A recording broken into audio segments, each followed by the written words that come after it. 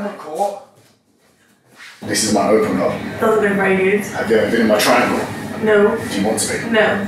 Welcome to the Darren Tell Show. We can't tell them where we met, can we? I know. We met. That sounds really silly. Yeah, it sounds weird, doesn't it? Yeah, we can't tell them what. It wasn't Tinder. It wasn't anything else. It was. We were working. We were technically working. It's a secret. It's a secret somewhere in the Caribbean where I actually got rejected. Not from her. Not from her. Remember that time with security? Yeah, do you know they kept coming to my room? Shut up. Like every night I heard this and I knew there was going to be one of the security guards standing at my door. So we were like, we were somewhere in the Caribbean, I won't mention where, Dominican. And we were like in a group chat and she's messaging, she's like, guys, security keeps coming to my door. I'm like, they're coming for the wrong reasons. Keep in mind, she's a judo black belt, jiu-jitsu black belt, a Bellator, are you you're a second? No. Number 5th. You're number 5th. Soon to be number 1. Soon to be number 1. Yeah. Fighter's mentality.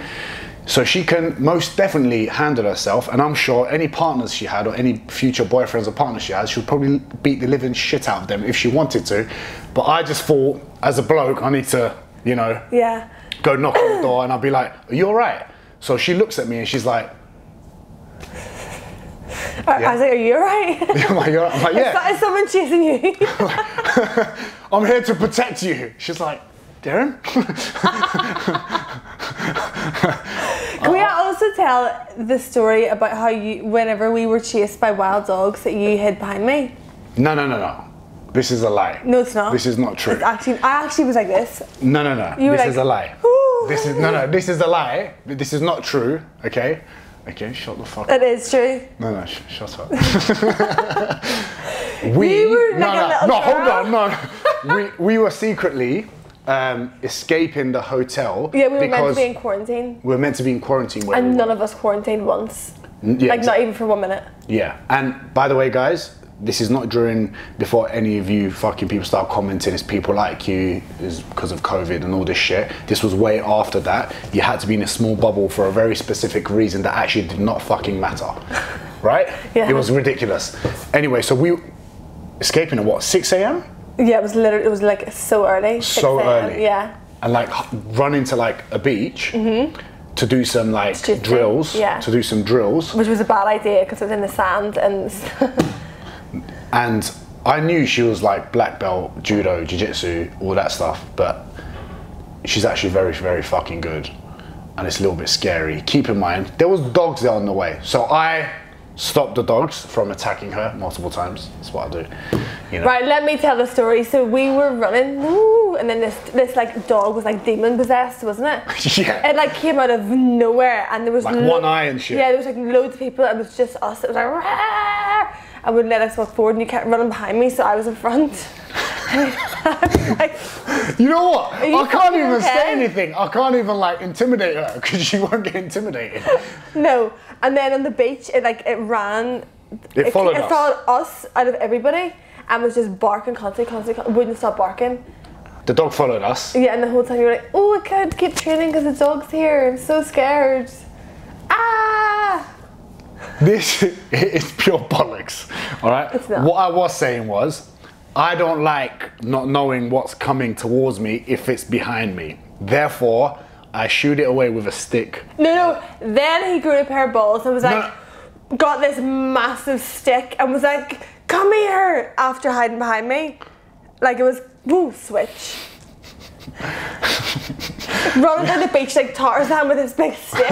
As if you were like fucking... My budgie smugglers. No, I didn't have budgie smugglers on then. But that was, you know what? I was actually gutted that I couldn't stay. Yeah. Because I actually thought I would have had a really good time with yourself as well as all the other people that I met there. Yeah. Because the people that I met, and I'm sure you met, and this will all be revealed at some point in the next 6-7 months or whatever, were good people. Like the best. You couldn't have picked a better group of people. We were all gutted when you left. Yeah, I was. You know what? But I'm glad I got to meet you and a lot of other people. But I was like, shit, that would have been so much fun for the show. It's not Love Island or anything like that, so don't worry. We don't do any of that shit here. Definitely don't. But I'd rather rip my eyeballs out. the funny thing about like going there was, I was like, okay, sick. I can claim I can be like the jiu-jitsu guy. Yeah. I was like, I can claim to be the jiu-jitsu guy. Oh, did you think you were gonna be the man? No, I was like, I can claim at least jiu-jitsu there, because I was like, Waz was probably equivalent to me in the sense of the sort of personality that they wanted, in the sense of like coaching in the industry, whatever. And I was like, got the edge of like doing some martial arts and also known a lot of people in like that scene or whatever, as well as a bit of a football background, all this shit. She rocks up. She wasn't on our flight. She rocks up. I'm like, oh, sick, what are you? She goes, MMA fight. I said, oh, sick, cool. She goes, yeah, black belt in judo and jiu-jitsu. And I thought, oh, yeah, well, that's me fucking off, going off. Now I've got nothing other than some followers on Instagram. Because they were like, we were supposed to be the, I can't say the word. But I can't say the word.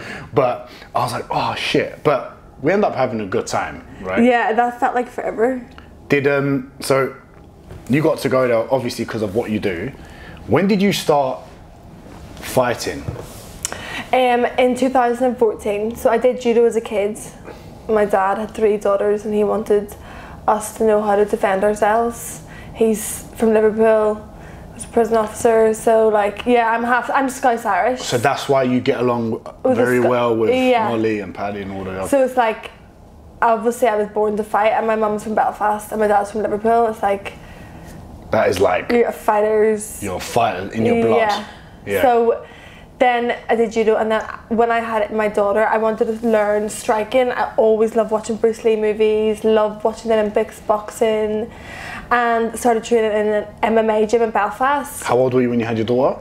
18. Oh, yeah. And you were doing all of that at the same time? So I was like working 2 jobs, full time, training, had Isabella, started becoming obsessed with training. Like I absolutely loved it. I loved, because when I used to watch the Olympics, I didn't just like watching one of the martial arts, I loved watching all of them. And then when I learned about MMA, it was like, right, it's not just one discipline, you get to do everything, and it just becomes so consuming of your mind. It's like, you want to get better, you want to learn. Then I was going to watch the guys fight, and I was like, oh my god. And this is when Ronda Rousey had just started, like came into the UFC, and I was like, and she had a judo background, so I was like, oh, like, could I do this? She's the ones that put initially the females on the map in MMA, like, right? Yeah, she's like the absolute ultimate pioneer. And I was like, I want to do this. And the guys actually really encouraged me to have a fight. So I was like the first female in Belfast to ever have an MMA fight in the Ulster Hall. It was like iconic venue. Yeah. And at that time I was like, didn't know what I was doing. I'd only trained for like 6 months. I was like, why am I doing this? I was so nervous. I remember being in the warm-up room being like, I'm gonna run out the fire exit. Like, why am I here? This is so scary. And it's still the same. You still have those same nerves, those same feelings. Yeah. Except you're walking out in front of arenas now. Yeah. Do you know what I mean? Like Wembley, fucking the 3 Arena in Dublin. It's like never gets easier. Those nerves never get easier. But you're just so used to that like feeling. Are you nervous because at that moment of time, you know, when you're about to step on, everything you've worked on, it's all there already. Yeah. Like it's not like you don't know what you kind of have to do. Yeah. Is it more nerves of like, okay, I want to get on now? Or is it being nervous of fighting?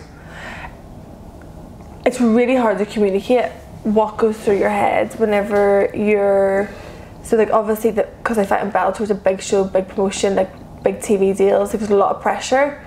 So I've been used to that from the start of my pro career, where a lot of people have fights on smaller shows and they can build up their skill level, build up like those feelings of adrenaline and dealing with the nerves. Whereas for my first professional fight, it's been like main card, then like 3 fights in, I was headlining in the 3 Arena in Dublin. Like it's not normal the amount of like pressure that I've had so early in my career, and I still feel like my career is so early.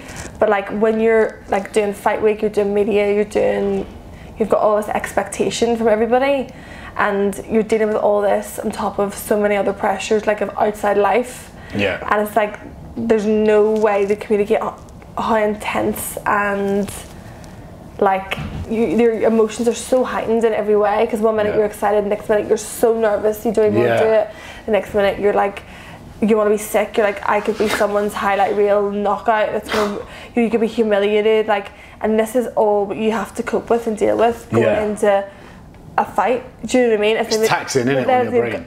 it's like not even like that's not even the way. It's like you can't even describe what it's like, and it's like then you've got obviously your weight cut, then you're like, you know, you've got so many obligations, and then like on fight day it's just like an emotional roller coaster. Like none of us really sleep the night before. Like I'm always on quite late because it was like main card, so you're not fighting till like 11 the next night, and then every day you're just up and down, up and down, up and down. 11? Your emotions. Like sometimes it's at 11 at night, I'm not fighting until. So like when you get to the arena, you know, you've got the camera crews. You come into a room like this to warm up, but you know, like in 30 minutes you're about to walk out in front of. Do you mean, so you go from this environment where it's like a tiny room, 3 mats warming up, to walking out to like thousands, madness, like madness. And it's just like, it's like the most addictive feeling. But like like everybody, I don't know, but like nerves are definitely a massive part of it. But when I walk out, people are like, I'm like, you're so emotional during the day. I could be crying, I could be nervous, I could be so scared. And then everyone's like when you walk out, it's like you're just so like in the zone. Like I remember Carl Frampton came to one of my fights in Dublin. He was like, I've never seen someone Carl Frampton. Yeah. I've never seen someone more zoned in. Like when you come out, it's just like I'm dead. Like I'm just like a zombie. It's like I'm like, there's a book called Relentless by Tim Grover, and it's like when you go into the zone, like there's nothing can phase you. You're just boom. Yeah, it's like a different person. Yeah. And it's weird. That feeling's weird because I know as soon as I hit the warm-up room, so I could be like up and down in emotions all day on fight day, but when I get to the warm-up room, that's where I feel most peace. It's like everything's done. You've got to go out and perform, but that's where I love being in, like that chaos, that like madness. And it's like you crave that because a normal day-to-day person will never have those emotions. They will never. That's like your drug. Never have those feelings. They will never know what it's like to be a fighter, and it's like such a unique. Do you know, like 0.1% of the population will ever know what that feels like? Yeah, probably less. But it's, yeah, exactly, less. And especially in those kind of stages where it's like just the enormity of the event. Like you go into that cage and your life, you know, when you're walking in that cage and you're doing that walkout, your life's about to change massively when you walk back out again. Either like you're going to be in the highest of highs of your life, you're going to be like elated, or you're going to be in the lowest of lows. Have you experienced both? Yeah, like definitely. You know, I've had, you know, massive wins, I've had big losses, and I think MMA is a sport where you need to be able to deal with both, because it's not boxing. You don't fight journeyman, you don't build your record, you're fighting, especially for females, you're fighting killers every time. It's like there's no women just there to take part. Like everyone's there fighting for their life, fighting for contracts, fighting for money, fighting for their careers. And it's just it's like I always find it hard to talk about it because it's not really like something that anybody really understands unless they do it. You try your best to communicate it, but it's just a mad life. It's just crazy. No, you can't. I don't think. And you can't. It's very hard because fighting itself. Anyone that's listening to this, I don't know if you've ever got nervous when you're being confrontational with someone, or you know you're going to fight, right? And imagine that on absolute steroids in front of thousands of people. You just how could you explain that? Right? You couldn't. When you've had those like lows, those losses, has it been better for you, or how long did it take you to come out of that headspace of disappointment or anger, or I don't know, what do you feel? Just like complete and utter devastation. Like your heart is just broke. Like you've just given like maybe 4 months of focus to this one occasion, and if you think you're going to bed thinking about it, you're waking up in the middle of the night thinking about it, you're waking up in the morning thinking about it, you're driving to training thinking about it, you're training thinking about it, you're coming home thinking about it, it's like it just is so consuming of your mind, and it, you know, you're so obsessed with the outcome, and then when you put all that work into that performance and you don't come away with a win, is like you get depression. You just like so it's hard to talk about because it's like maybe you so don't want to raw. think about it even. No, it's not even that. It's just so hard again to explain, but at the same time, time is the best healer, and I believe everything happens for a reason. I think every win happens for a reason, every loss happens for a reason, and it can put you on a better path. You know, it can put you on a better. I've always felt like from my losses, I've come back a different animal. I've come back. I lost my first professional fight and then went on a 6-fight win streak, and I you had got a contract with Bellator. I got so much from that. You need to fail, don't you?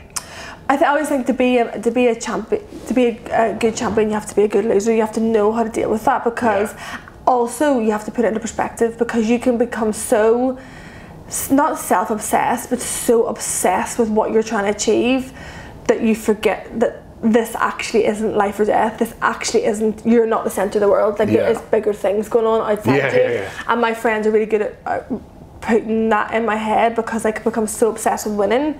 They're like, Leah, like, this doesn't define you. Like, this, what you do as a person, that isn't defining you. Who you are as a person defines you. Like how you treat people, how you speak to people, that is what is ultimately the most important thing. This is your career. Like, put it into perspective. You're not dying. Your daughter's healthy. Like, you have to, that really helps me. Even on fight day, it's like, whenever I'm just like so like obsessed with like the outcome and winning and being nervous and I'm crying and I'm emotional, my friends are like, right, let's put this into perspective. This is a massive occasion, but it's not the end of the world. The outcome isn't the end of the world, even though you think it is. I hear you. And then when how old is your daughter now? She's coming 12. Okay. And does your training and everything affect a lot of time that you can spend with her, or you still get to like? Yeah, it does, of course. Like, but it's been like that since she was born, so she knows how hard I work, and the time I have to sacrifice away from her is giving her a life that I never had, and that I could never have dreamed of giving her. Like in the last 6 months, you know, she's been to Dubai, Barcelona, Portugal, the Amalfi Coast, London, Liverpool. Like, although I spent a lot of time away training, she has like an unbelievable life, and pretty fucking cool having a mum that's a and she loves it. And you know, she comes over and she'll, because I'm staying with Molly at the minute doing my camp over in Liverpool, so she'll come over and she loves being about Liverpool and Molly, and she's surrounded by like unbelievable people. That's great. And she gets to see how hard I work and what she gets from that. Like, whenever I had Isabella, I lived with my mum, and Isabella was in the same room as me. We had, you know, I was working 3 jobs, like had no money, like totally broke. And now Isabella lives in a massive house and wants for nothing. And it's just like all those years that I struggled so badly have paid off. And will pay off even more. Well, that's it. I feel like I'm nowhere near my potential or where I'm going to go to. So I just feel like I'm so glad I put in those time and those years, and that time that I had to sacrifice away from her was so hard at the time. But I look back and I'm like, how did I even do that? It's like crazy. But you have, I mean, I guess you go through those moments to like appreciate everything now. Me and Molly were talking about this the other day. We were like, do you remember you were living in your nan's spare room? And I was like, and Molly was, and then I was living with my mum with Isabella, and Molly used to come and stay when we were in training camps. We were still fighting on big fights, and she would have came and stayed in like our spare room that was literally about a quarter the size of this room, and we were still as happy then as we are now. We still had the drive, the friendship, the banter, but like obviously now it's like on a different level. It's good that you can share that with someone. It's like if people could have videoed us back then and seen us now, it's just crazy. We've been through so much together, and it's like that's why it's so amazing, obviously, being here and seeing Molly finally get the recognition that she deserves. Because we all knew this years ago. Like, I knew this years ago. And it's just been like uncovered now. Does she support you like you support her? Oh my god, like Molly's the best. Like, we both lift each other up when we're down. We both are there for each other, like, no matter what. You know, I've done fight weeks together, weight cuts together, travelled around the world fighting together, like proper soul sisters. And like, we just get it because we both do it. I think that friendship's really rare as well, to having 2 females. It is rare. It would be like, especially when you're doing stuff that's quite similar, but you also like want each other to do well. Because sometimes you get those friendships, and where sometimes, like I have that with one of my best mates, James Smith, and with Paul Lima, where similar jobs, you're pushing each other constantly. Totally. And you've got each other's back, and you're just having those constant conversations to better each other, to make each other better. You know, she's really took me under her wing, because obviously she's a little bit further in her career than me and has more experience. So like with fighting, with dealing with pressure, dealing with media, dealing with training, like just like little things that just help massively when I see her. And I've seen her come back from like horrific losses and shit times in her life, and that really motivates me, because it's like that just like never ending journey of not giving up and keeping believing that you can achieve anything. Would does your daughter do any training, or have you pushed her to do any martial arts? She just enjoys the fruits of my labour. So she just loves hanging out with my family. My mum, my sisters were all really close. So when I'm away doing like fight weeks or training, like she's just chilling. She likes basketball. Sick, cool. So she plays basketball, and so she's with mum now. She's with my yeah, she's with my mum now. Yeah. Yeah, cool. I know, like, people from Belfast very family oriented as well. Yeah. So they're like at my house all the time. Like if I fly back from somewhere, like within 2 minutes there's like 6 people at my house. It's like we're always together, always hanging out. Like when I go home, like I don't go out, I don't drink, never do anything, but all my family are around and my sisters are around and we're doing stuff. Yeah. I always find that that's the case when you come from a poor background. Yeah, we're so close. Because you have nothing else. Yeah. You don't have money to go out. All you have is each other. Yeah. So it's like, which I think is great, especially now with the things that you're doing. Yeah. Where you're going is like, that's what you need at those moments. Yeah. Because you don't even need to be humbled, because you've always kind of had that. Yeah, we're like our feet are on the ground. Like we know what it's like to have absolutely nothing and come from nothing and have the shittest times, and then it's like we always know the only thing that's important is who's around you. Yeah. There's a saying, it's like it's not where you're going, it's who you're going with. Yeah, it's like that's what matters. With me. Yes. Yeah. Come in. What's it called? You can come in. She's gonna smash on Saturday.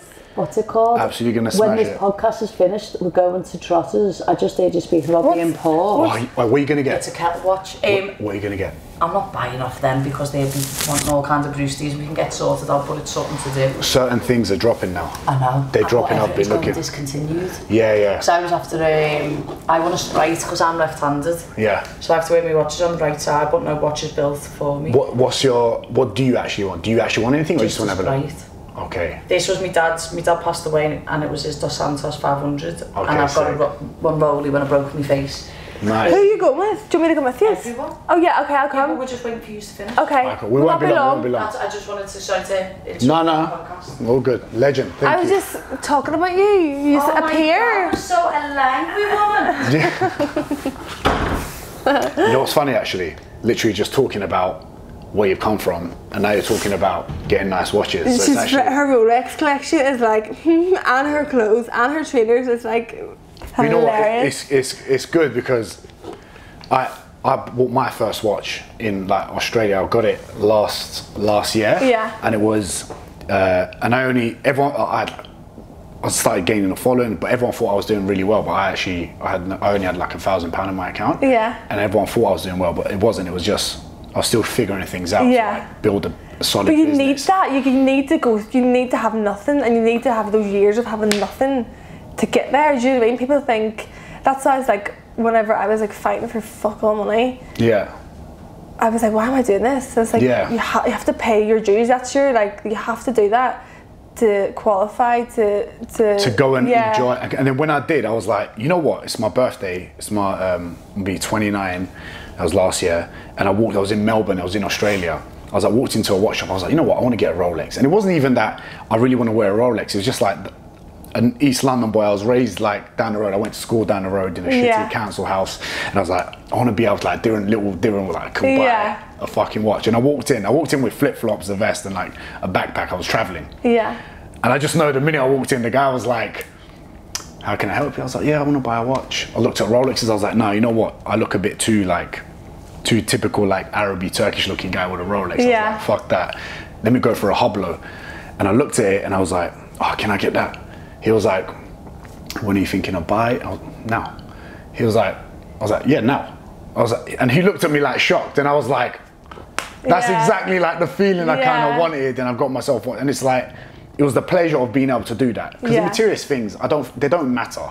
But it's like what you do till you get to the point, like probably her now going to Trotters, being able to look at some watches to be able to get or do whatever the hell she wants. Yeah. Have you got a watch? No, I have thought about it, but I said when I win the world title, I'll do it. So like that's like, not that I really overly want one, it's like, but when I win the world title, that's my goal, yeah. And that's your goal. What is the ultimate? Where do you want to be? Like, and I don't be like, what's your 5-year plan? But you want to be a world champion. Like that's Bellator. My only goal. Yeah. Well, wherever I am. Wherever you are. At the minute, it's Bellator. At the minute, I'm betting Bellator 145. Yeah.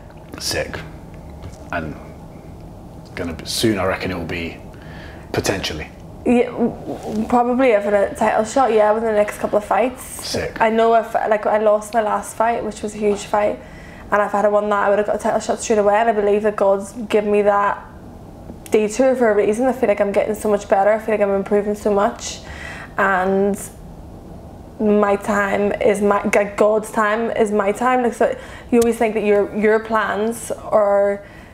You have plans in your head, but I believe that God's plans are more like He has that path, and it like He You're can religious, detour innit? you. Yeah, I'm Christian. You're so, quite religious, yeah. Yes, I believe like obviously like I have a purpose. That everybody's given gifts for a purpose, and to bring other people up, raise other people up, and you just have to keep on that journey. Like it doesn't matter. Like obviously your journey isn't like that's not the way it's gonna go. It's gonna go up, down, up, down, up, down. So like just take those losses, take those shit times on the chin, and just keep going.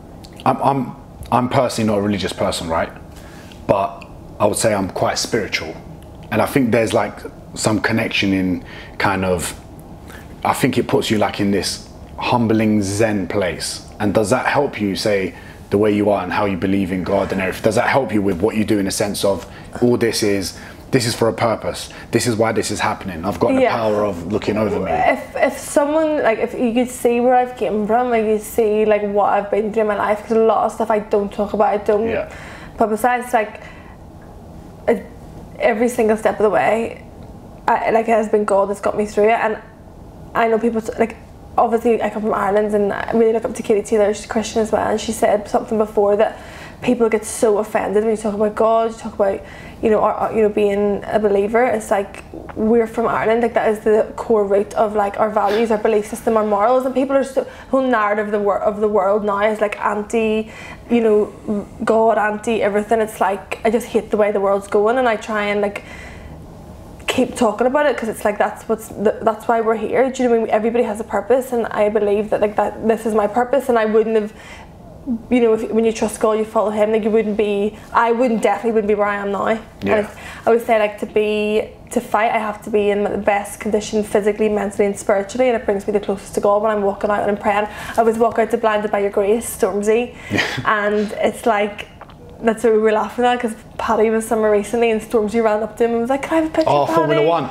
And Paddy was like, Can I have a picture of you? So I was like, I always walk out to Blinded by Your Grace, and everybody's like, you can really feel God's presence when you walk out. Everybody has goosebumps. It's like special, yeah. That's funny, because when you said that, I was like, I'm sure I saw something on TikTok. Yeah, so funny. And you good for time? What time is it? I'm gonna have to go. You're gonna have to go in a second. Did I bring my phone in? Yeah, no, we can keep going for another 5 minutes or whatever. So that's good that you feel that, and sometimes you're right. People can like. I truly believe people should do and believe whatever the hell they want. I think other people can have their opinions, but I think trying to put other people's opinions, other people trying to put their opinions on what they think other people should be doing, or trying to force that, I'm just like, just let other people. Like of course, like obviously, like I believe, like judgment is reserved for God, and it's like I don't judge anybody. I don't try not to, like. I would never push any of my beliefs to anybody. Like I've got best friends that are Muslims, I've got best friends that don't believe in God. It's like, do you know what I mean? We're all here, like trying to do our best. It's like, I don't know, but I believe that as well. I'm so gutted I couldn't actually stay at the Dominican. You couldn't what? I couldn't stay in the Dominican because I was like chatting to you like this because we spoke a lot. Like, because you do spend quite a bit of time. But if I was there for like the whole month, not only training wise as well, I know. But you just would have like clicked a lot as well. Yeah. Do you now like with your doing, and because you make your money through fighting, right? As well as sponsors. Yeah. Because it can be tough for fighters to actually make a decent living, right? It's like if you want to be rich, don't be a fighter. Go and do something else. Yeah. Right? Do you know what I mean? It's like that's not that none of us do this for money. We do this because we are fighters and we love them. We're so passionate about it. This is not a place to make because if it money. was for it's a very small percentage of people make money and do that. Right. And it must be even harder for. Is it harder for females? To be honest, I think MMA is one of the sports that it's more equal for pay, especially in like the UFC. But I'm very well looked after in Bellator. They've looked after me well since I've started, and I'm one of the really fortunate people, and I will never take for granted where I am and you know, the opportunities I've been given that so many people are just still fighting for. Yeah. And they put the same amount of work in as me, and they don't get those opportunities, which is, you know, devastating. But I don't think I would put. I don't think I would have put the same. I think it's very different.